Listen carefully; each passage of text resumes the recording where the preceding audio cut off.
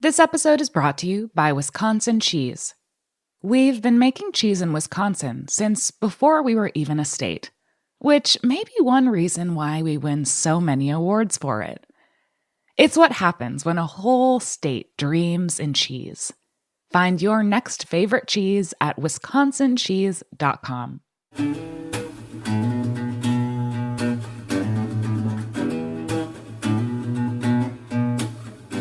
Welcome to Pizza Quest. I'm Peter Reinhardt, a man on a never-ending search for the perfect pizza. This show is the audio version of the Pizza Talk YouTube series, where I engage in interesting conversations with some of the country's greatest pizza makers and other artisans. Thanks for joining me on this quest. I'm Peter Reinhardt. Welcome to Pizza Talk, and I'm here today with Philip Korshak, who many of you who have been following the Pizza Quest story may remember from the interview that we did a few years ago. It's been like 4 years, I think, Phil, since we had that, right. For me, a phenomenal sort of intense interview. I felt like I had to run at full speed to keep up with you because you were just, I just loved well, I call it the free association jazz style of thinking and living. You are really a musician and an artist at heart. Some of you who know Phil will know him from his days at Home Slice Pizza in Austin, Texas, which is where you were when we first met. Yeah. That great tour and we did the interview. And then all of a sudden I saw you like at Pizza Expo one year, and then I didn't see you the next year and kind of lost touch. Somewhere along the line I heard you were in Minneapolis.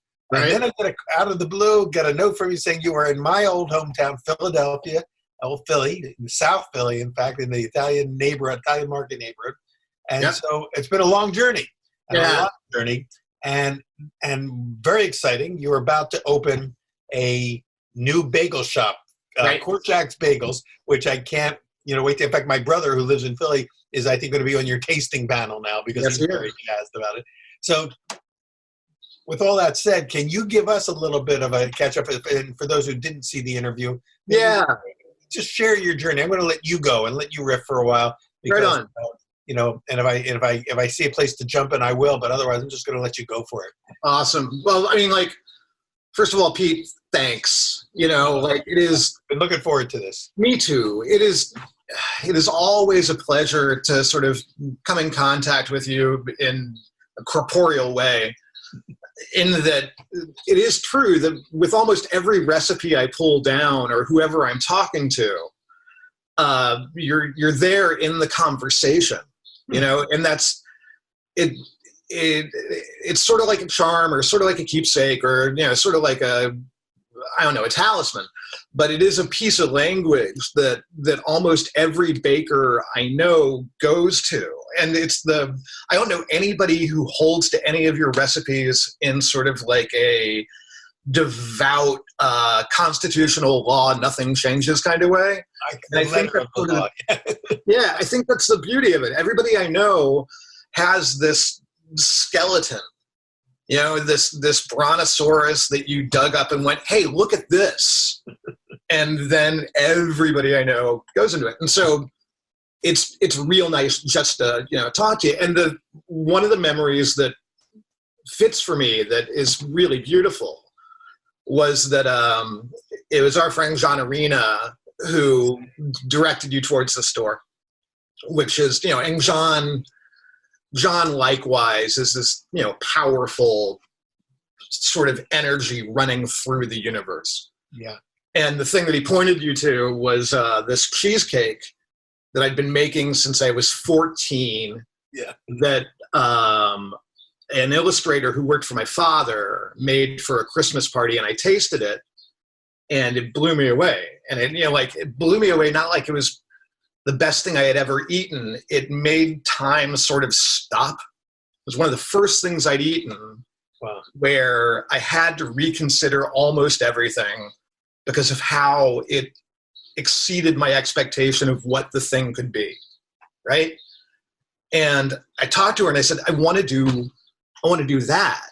Mm-hmm. And she went, look, I can teach you how to do it, but if you're just coming in to play in the kitchen, go somewhere else. Yeah. I mean, this is really a pretty serious thing that is happening, because what you're going to do is you're going to feed somebody. the thing that you're making is going to end up inside of somebody. Yeah. So you really have to take it seriously. And I went, yeah, I'm serious. Like, let me do it. And she took me into the cake. I just One of the first adults to like really, she treated me like an adult, like a responsible human being, and walked me through this recipe.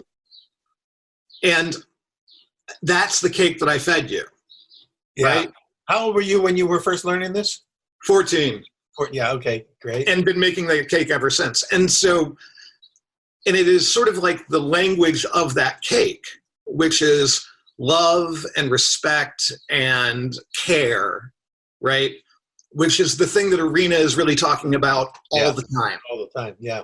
Which is why it makes sense that Irina would eat that cake and go, oh, okay, right. And then get to you and go, okay, like the kid makes pizza and, their dough is good and they do a New York style thing that's pretty awesome and there is nothing like home slice pizza and I will shout to the stars about that. But there's something about that cake. Yeah. And so then I get to meet you. Yeah. He told me, he said, because he knew I was going to Austin for, I was going to teach a class there at Central Market. And he said, when you're there, you've got to go over to Home Slice and meet Phil Korshak. He said, you guys are going to really hit it off. And exactly, right? And so in meeting you, it's the sort of freedom to be able to talk about the thing, which is passion, right? The thing that you do, that it is an end within itself because it feeds others, right? Mm-hmm. And not be crazy while you're talking to it, to be able to connect to another human being who goes, right, exactly. That is what rain feels like, right? Yeah. It's reifying. Yeah. And throughout the entire time I was making bagels, and the lucky thing was while I was working pizza and really beginning to understand dough and being so lucky that every pizzaiolo I reached out to was completely open with their recipe and their method and held nothing back and wanted nothing but success for everybody. I mean, for everybody. And I don't know whether it's like the way that Tony Gimignani lays the rudder into the water, right? Or whether he is the keel that everybody sort of goes, okay, cool, that's how we do it, right? Mm-hmm. Or whether it is the just beautiful humility of Bianco with what he does and how huge it is on scale. And yet for him, it comes back down to the statement to me, which was, yeah, I really hope you dig my tomato. Yeah. Yeah. Right? I mean, because that's at the root, that's what it is. And being able to do that, the passion of bagels was about me and my father and my mother and the fact that they lived in New York and that my father really identified as a Jewish man with bagels, and my wife and I, when we lived in New York, having a bagel shop that we loved, and then you end up in Texas and there are no bagels. And you go, all right, so I can make things. People make things, right? And I was lucky enough that I was working pizza dough at the same time, and the hydrations are close. So are you actually making bagels at Home Slice? No, I was making bagels on the side. Oh, just for fun, yeah. Okay. It was like working out as a orchestra musician and then having a weird punk rock band on the side. That's what was happening with me. Secret life. Yeah, exactly. And like pizza, what I found out was that it wasn't easy. It was easy if you wanted to make a mediocre thing. Yeah. That looked like the thing, right? But to get past that, to get to the plateau where really it was the understanding and being in tandem with the dough, was the end. Not, I can make a thing that looks like a thing. It is that I can work and be in context with the dough as it moves, right? And that's where all the help that you've given long fermentation and cold fermentation comes into play. Yeah. Right? And it is, to me, a tremendous lesson about how to approach life which is commonly anxious and beyond your control, right? So with dough, there are things you can control, but they're greatly outweighed by the things that you can't, right? The wildness of yeast is a beautiful kind of entropy. Okay, so what you have to do, what I found for me, was I have to trust the process of the dough over time and understand that my expectation in the moment while I'm making the biga, right, will be different than 2.5 days later when I'm pulling the boiled bagel out. Being trapped in the idea 2.5 days beforehand of what I want it to be. Okay, so that doesn't stay with just the bagel, right? Like that's everyday life where I get caught in this expectation that is based upon variables that are going to shift. Can you learn to shift with it? Can you learn to be inside of a flow, right? Totally self-serving. But it worked with pizza dough for sure. I was going to say, everything you just described about your bagel, you could apply to the journey Absolutely. with pizza dough. Yeah. And in fact, I remember at Home Slice seeing, I don't know, dozens and dozens and dozens of dough boxes stacked up in different rooms at different stages. And you were working, I don't know, 3-4 days ahead on we were at a 72-hour, all these different stages of the process, which is kind of cool because there's like a time capsule of each one. It was remarkably cool, and it was the coolest because it took a huge operation of human beings to get that to be organic and flow, right? And so it took a whole lot of people who weren't really versed that deeply in dough becoming very versed in dough. Yeah. Because they would continue to see it. You were telling me this guy is, you're telling me which of the guys that were like getting it. They were like coming into an understanding, and it was part of the joy was watching them grow in it. It is so wonderful. So the joy of, a eureka moment for yourself. Yeah. For me, is better when I witness somebody else's eureka moment. Because I was there, or because I had something to do with shifting something where it became visible. Yeah. But seeing somebody understand. Yeah. See that light go on and flip the switch and suddenly they see it. Right. And, like heavy-handed or not, it is like shepherding the dough, right? So ultimately, you make the call on the proof before you boil the bagel or before you put the bread in the oven or whatever. I mean, ultimately, you look at it and go, okay, now. And then you do the thing and you put it in the oven and you cross your fingers and you hope and you see how it goes. And same thing, standing behind your oven with your hands behind your back because you can't trust yourself not to open the oven door and ruin the heat, and watching the dough do the thing, right?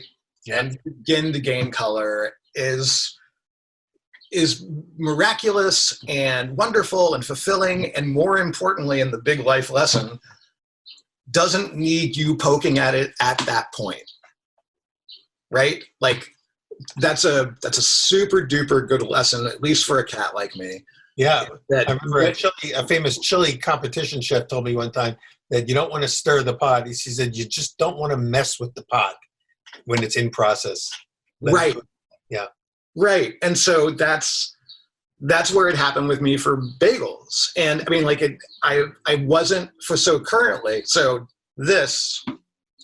There it is. We turn it a little bit so we can, there we go. Yeah. That came out of the oven this morning. All right. So dig this. You see that crumb? Yeah. It's so amazingly squishy. Yeah. And that's the skin, right? Yeah. And that's the dough. And the delineation between those textures, years years of seeing what would happen with the Biga or with the longer rise or where it was going to be, how long before I start the boil. Where is the temperature variant of 25 degrees important? Yes, it is, right? I mean, like all that stuff. All right, so what I want to do is we're going to run out of time soon in this segment, but in the second segment, I want to talk really dial down and drill down on the bagel itself that you've been working with. But let's fill in the gaps in between for the next couple of minutes before we run out of time. You got it. Starting at Home Slice, just to give some context for folks who have never been there. Yeah. You weren't making like 200 pizzas a day. You guys were cranking them out. How many? I know it was a slice shop. So you were measuring them partly in slices, but how many pizzas a day were you guys creating there? It was a slice shop, a dine-in shop, and a takeout shop. You had a full menu too, yeah. Yeah, all rolled, 3 ovens rocking at the same time. At the end of a week, it was somewhere in the neighborhood of like 1,100 slices, and on top of that, another 5,000 pizzas in a week. It was under it was over 1,000 pies a day. Yeah. If you took slices and pole pie. That's what I remember. Yeah. Knocked them together. And you had like these different venues, like a shop next to a shop, where you go here for the slice, go here for the pie, go here to sit down and get a full meal. The dine-in location, which is the original, is still one of the most romantic, beautiful spaces I've ever seen. Home Slice, and they've since expanded to a third, and I think they're in Houston now as well. Really? Which all they're doing is spreading love, like every time. They're amazing. Austin itself has, which was it was not really a pizza, epicenter, has become a very hot pizza city. And they got all the different styles there now and everything. But Austin is a hip city anyway, so it's going to happen. The pizza community in Austin, the food community in Austin is lovely. But simply, I'll shout out the Hunt brothers for their Detroit style. In Austin is like one of the original outside of Detroiters that happened. And the way they've run it all the way through has been legit and dedicated to their people and to the community. And they're is that via 313. Yeah. And they recently did a combo with Bufalina, which does that Neapolitan. I mean, they're great. Yeah. After Home Slice, I ended up in Minneapolis. That's what I want to hear about. The pilgrimage continues. Yeah, Home Slice was expanding, and I was at a place where I wasn't really interested in how big it was getting and what my role would be in being sort of a commander, like a big Patton style person. Because I am much more comfortable being the weird guy on the weird boat, sailing the weird pirate thing. That's that's just more my vibe. And so I started looking around to think about where I could do bagels where it would make sense. And I drove around, and I ended up in Minneapolis because it has this great Northern European sky, and the Northeast neighborhood of Minneapolis is cool and bohemian and industrial, and that great chef Ann Kim is in Minneapolis with Young Joni and Hello Pizza and Pizzeria Lola. And she's a great bakery city too. I mean, some fabulous artisan bakers there, and really, the heartland of America. That's where General Mills and Pillsbury and all those companies, all the big mills, all started there. It's a mill city. You look out your window to see the big gold medal neon sign. Oh, my heart! Yeah, totally. Yeah. And I mean, the Minneapolis was great, but I wasn't really prepared for snow being on the ground for 8 months. That's a long time not to see the ground. Yeah. Bundling that's like living in the Pacific Northwest and not seeing the sun. Yeah, it just didn't quite click for me, which was really sad because all the friends that I made in Minneapolis are amazing humans and warm and kind and giving, and I miss them. But I ended up in Philadelphia because a pal of mine had grown up around here. She'd been overseas for a decade or more, and wanted to reconnect with her family. Minneapolis wasn't quite working out, and I'd been through Philadelphia a couple times. I'd been really, like hit, but I figured, all right, well, I'm going to try. It's close to New York. That makes me happy. Right. And then I got here and was living in the Italian market across from a live chicken market and fell in love. I mean, just fell in love with the fact that it is a walking city, that there are tons of little shops, that Philadelphia loves above all things the independent maker. Like, and understandable. It goes back a couple hundred years, like it's got history. Yeah. And the multiculturalism is amazing. But I met Danny DiGianpietro at Angelo's Pizza on 9th and Fitzwater. Yeah. And Danny and I met and just clicked. And Danny says this thing about what he wants with his dough is he wants to see the violence in the dough. He wants the dough reacting like a volcano. And I learned so much from working with him for how he would come at recipes. And that was great. And while working with him, I was able to push out bagels, every so often until he got too busy. And my bagels blew up.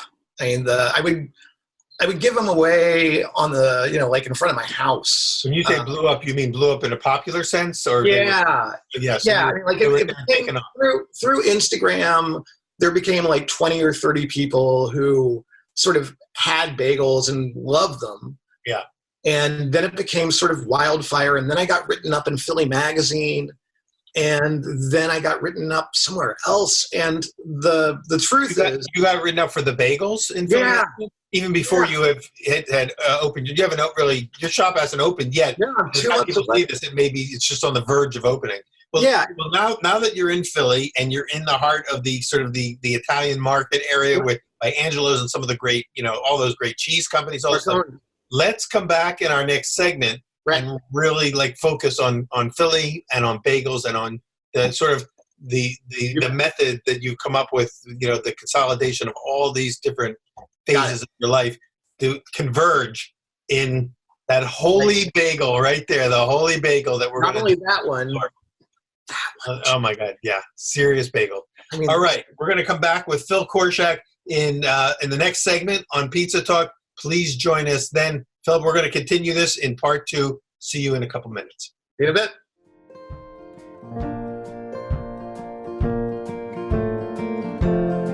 We'll be right back with more Pizza Quest right after this break. This episode is brought to you by Wisconsin Cheese. There's a reason when you think of Wisconsin, you think cheese. Cheese is a huge part of Wisconsin's history and future. In Wisconsin, the state of cheese, the tradition of cheese-making excellence began 180 years ago, before Wisconsin was recognized as a state. Immigrants traveled to settle in this lush green hills of Wisconsin, bringing their cheese-making traditions with them. These storied skills, combined with the freshest milk available, created a cheese-making culture that is uniquely Wisconsin.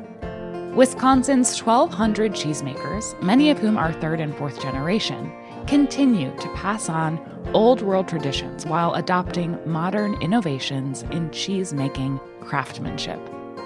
Find your next favorite cheese at wisconsincheese.com.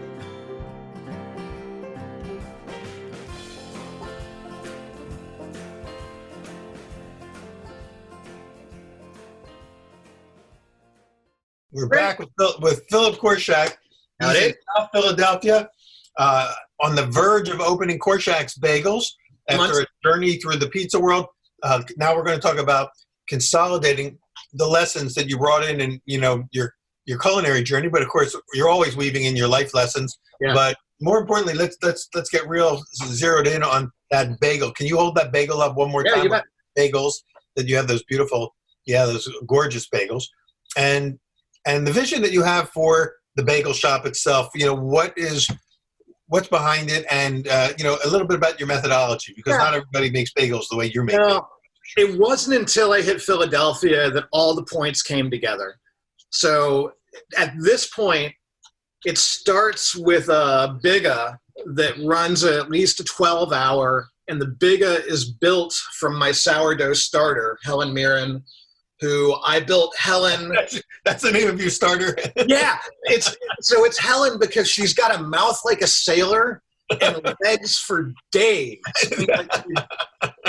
I built Helen out of all-Trump high gluten, Austin tap water, the peel off of green apples, and the yeast in the backyard in Austin.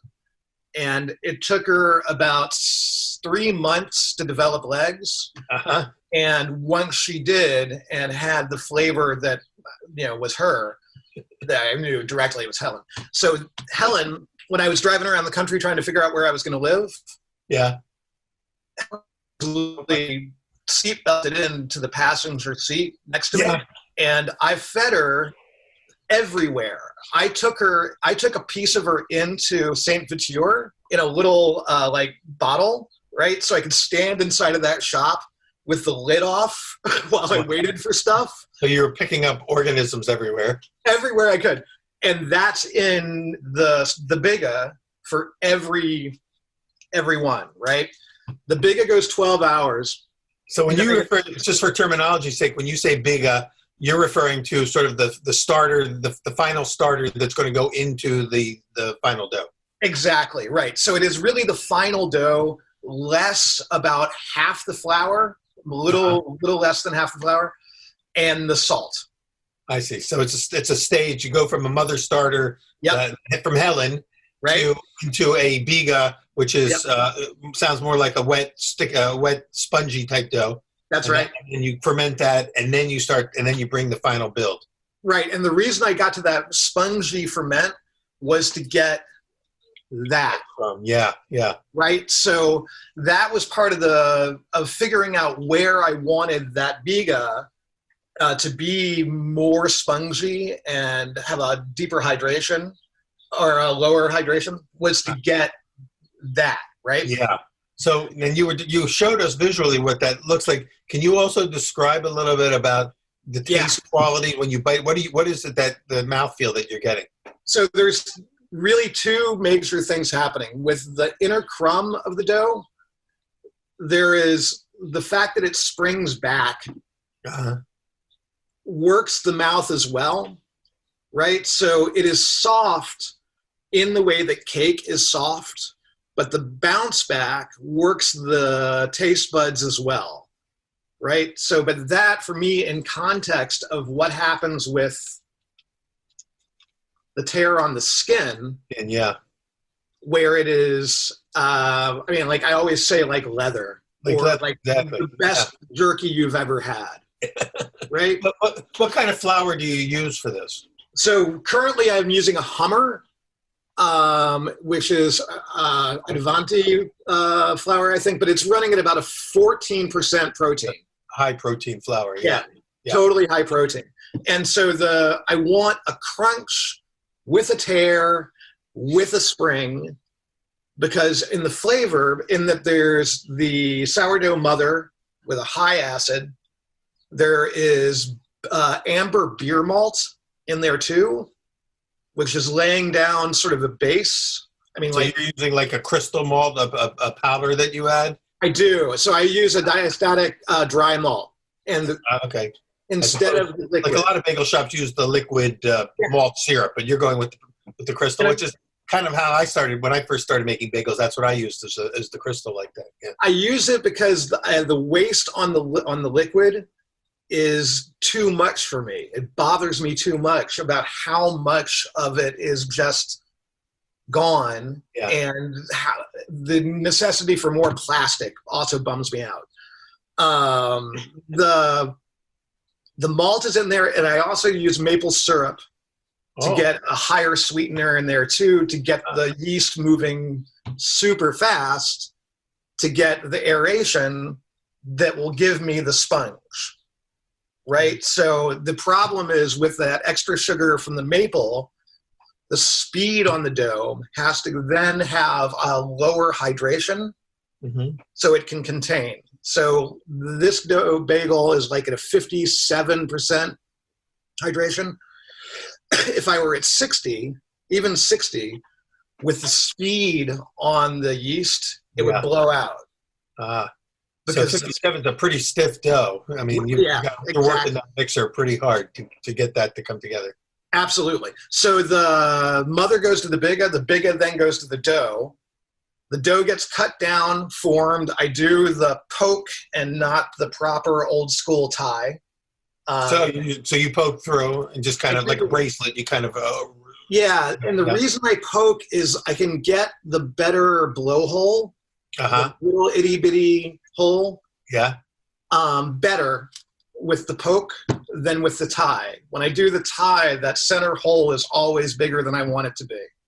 Interesting. With the bagel, I want it to be able to work as a bagel that you just eat, or a bagel and a schmear, or a bagel sandwich. Yeah. So you don't want to have a giant hole. You want a small little. Right. And it also, the size of the hole will sort of define what the texture of the inside dough will be. Mm-hmm. Right. So the smaller the aperture, the better the spring. What's the weight of that piece of dough? 4.5 ouncer. Okay. So it's a good full-size bagel. Yep. Yeah. And then no yeast, only starter, just natural starter, no commercial yeast at all? No, there is a like a 0.03% commercial yeast in there too. A little spike of yeast. Yeah, to get it just really moving and getting that. Again, it's for me to get the spring. Yes.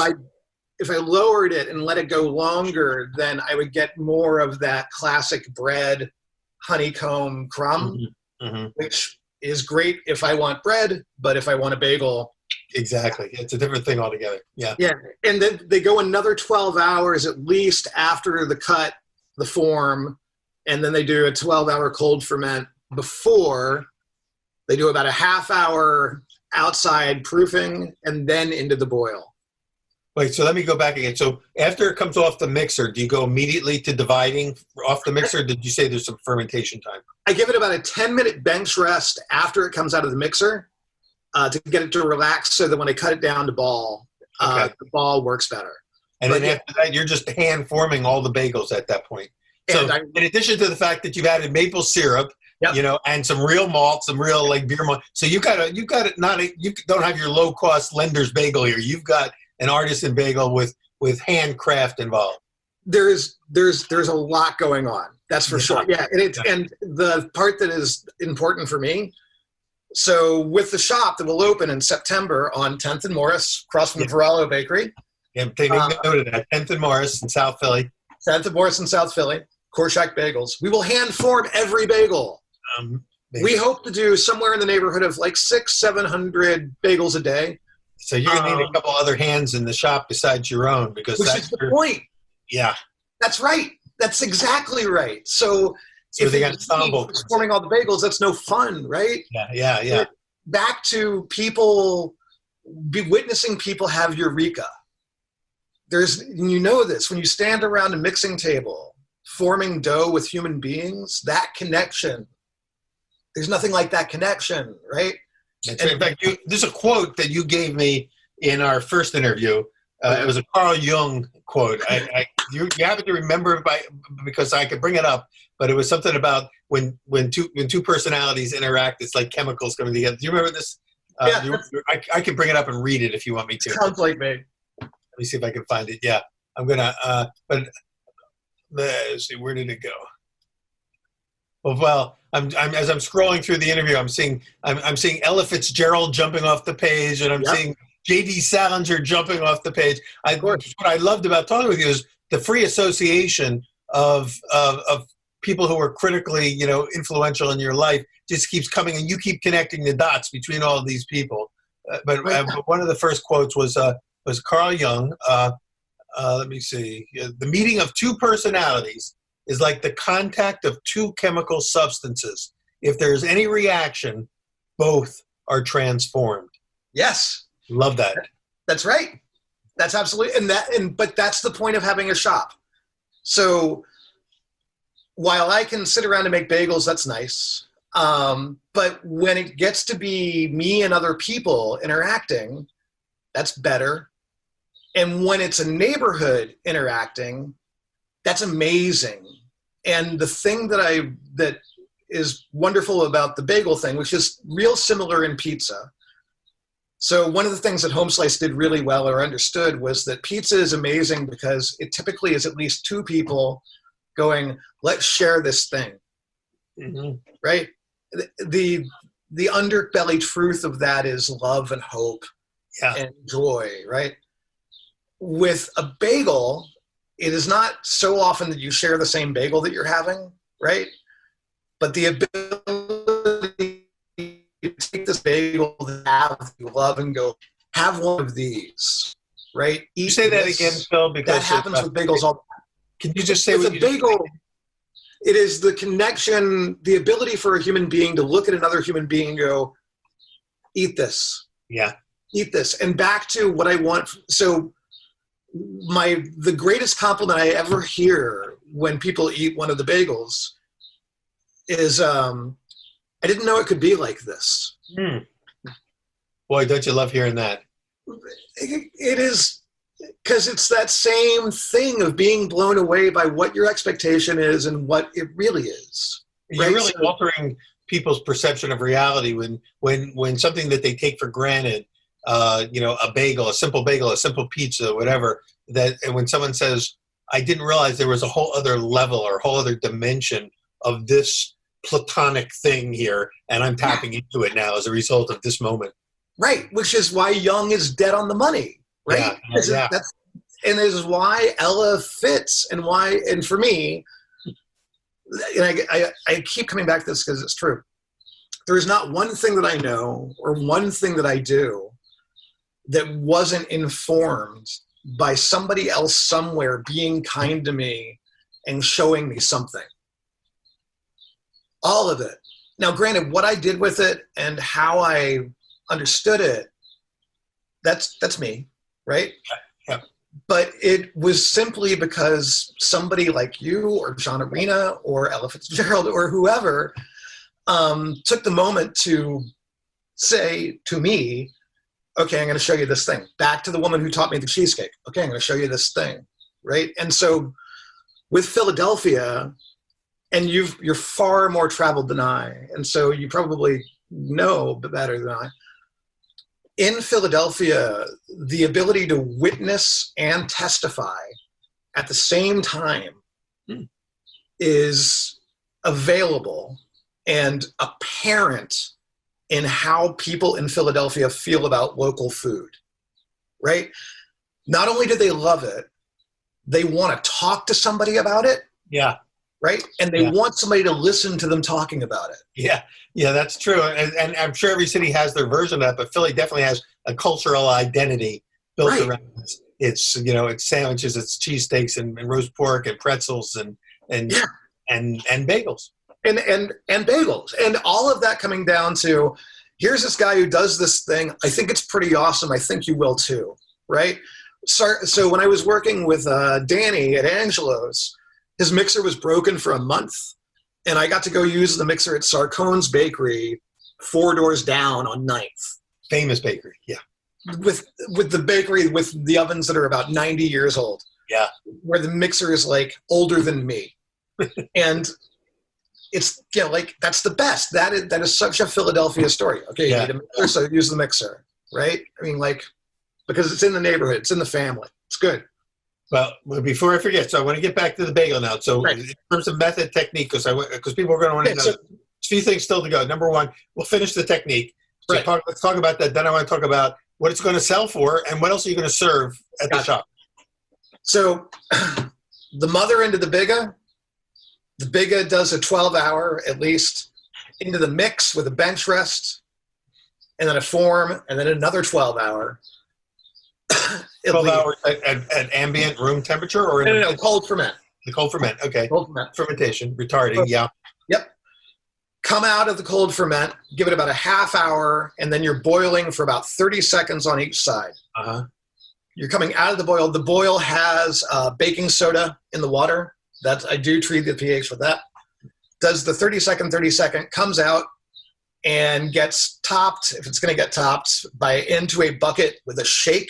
Uh-huh. And then onto a bagel board that's been soaked, cedar board burlap, old school, upside down, into an oven that's roughly 400 and a little bit more, but under Is it 410. a deck or is it a revolving carousel? No, at this point, it's my straight oven, but not a revolver, a straight oven. But I've got baking steels laid into it.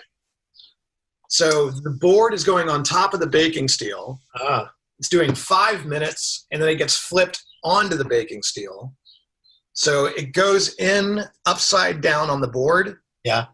Does 5 minutes flipped onto the steel, and it does a remaining 15 minutes, give or take. I mean, it's a 20-minute total cook at about 400 degrees for a 4.5-ounce piece of dough that's at about a 36-hour ferment.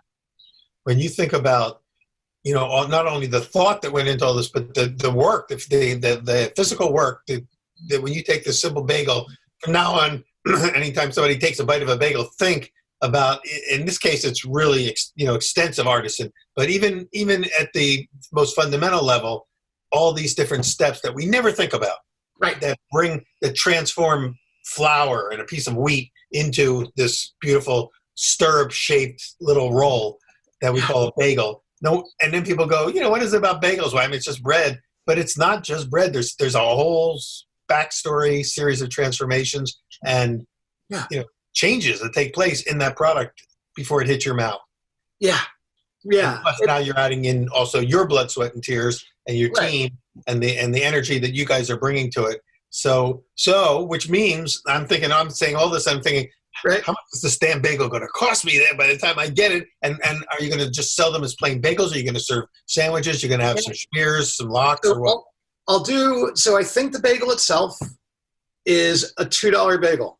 Currently, I believe that's a $2 bagel. Uh-huh.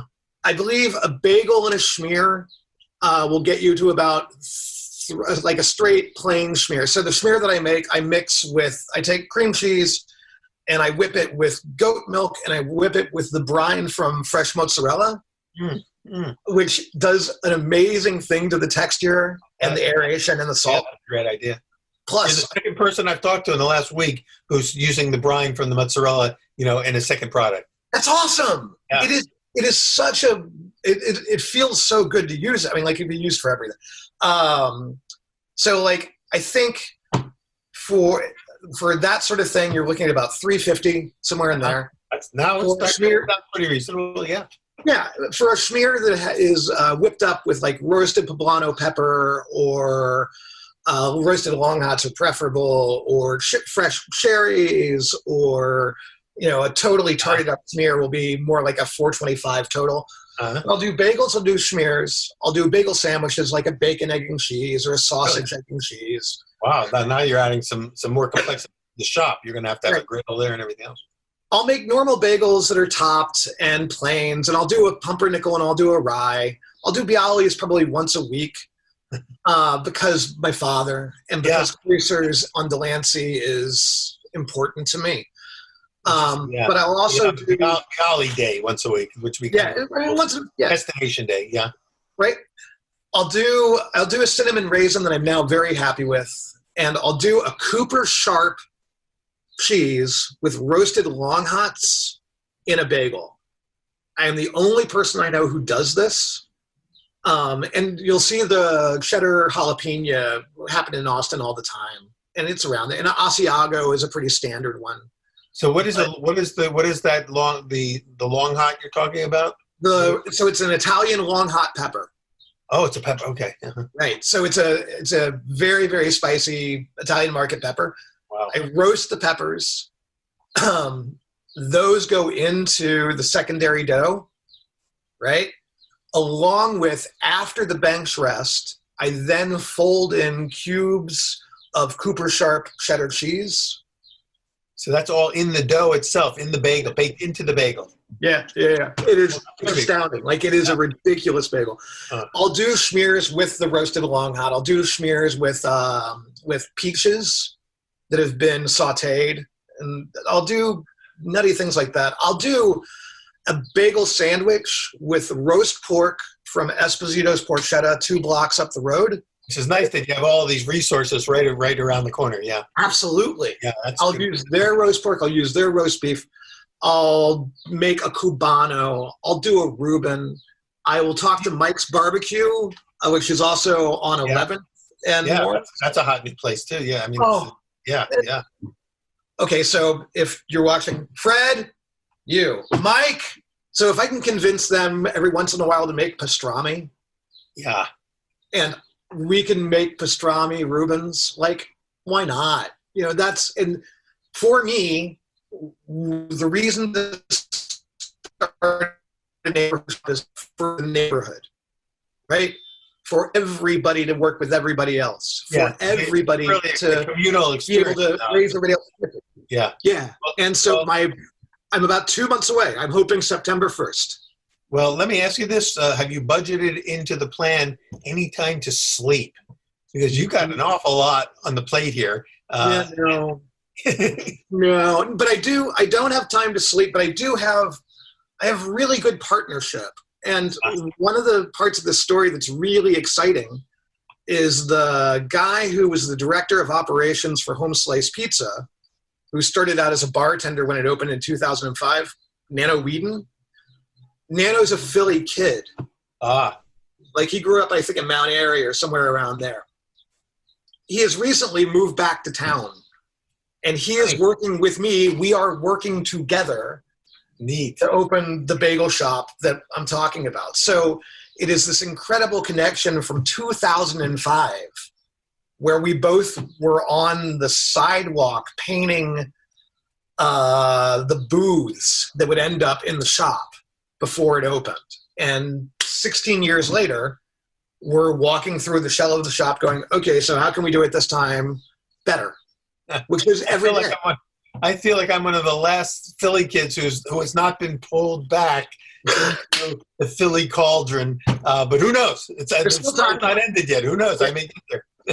Well, listen, this has been amazing journey. And we'll get you back again. Maybe around the time you open, maybe we can do something, or maybe get you back when you're up and actually in operation, even before you open, and do a demo. And we can videotape you actually showing people the process, making from start to finish a bagel. I would love to get that if we can do that, Phil. I would love that. And for those who want to reach out to you, I know that number one, they may want to write to you. Best way to write to you would be what email address or pkorshak at gmail.com. PKORSHAK. That's right. pkorshak at what was it? AOL? At Gmail. At gmail.com. Okay, gmail.com. So write to Philip there. When you're in Philly, if you're not already there, but you're going to now have to go to Philly to get one of these bagels starting in September, it's at 10th and Morris. 10th and Morris down in the Italian market is not just 2 blocks. It's a big chunk of Philadelphia. So so you can make a day of it just walking from shop to shop to shop. Yep. And it's going to be called Korshak's Bagels. Sounds like it's going to be an amazing place, a destination place. And Korshak Bagels, we're all in this together. And I'm so thrilled that you were able to share all this with us. It's been great to see you again. As always, it's not the last conversation we will have. We'll get you back on a regular basis. And I don't know. I want to listen to some music with you. So we got to get. We've got to get Ella Fitzgerald up next time. Next time we'll play some Ella behind us. And Peggy Lee. All right. Yeah. Well, she's phenomenal. But Ella is really my go-to person. I think the greatest voice of modern music. Absolutely. The songbook is everything. Yeah. But we'll talk Ella. That's a lot more to talk about here on Pizza Talk. Because Pizza Talk is not just about pizza. It's about how it all hangs together. And Phil, thanks so much for being part of us today. We'll see all of you back on the next episode of Pizza Talk. Good luck with the opening. I'll be tracking that all the way. Thanks. Bye-bye. Pizza Quest is powered by Simplecast. Thanks for listening to Heritage Radio Network, food radio supported by you. For our freshest content, subscribe to our newsletter. Enter your email at the bottom of our website, heritageradionetwork.org, and connect with us on Instagram and Twitter at @heritage_radio. You can also find us at facebook.com/Heritage Radio Network.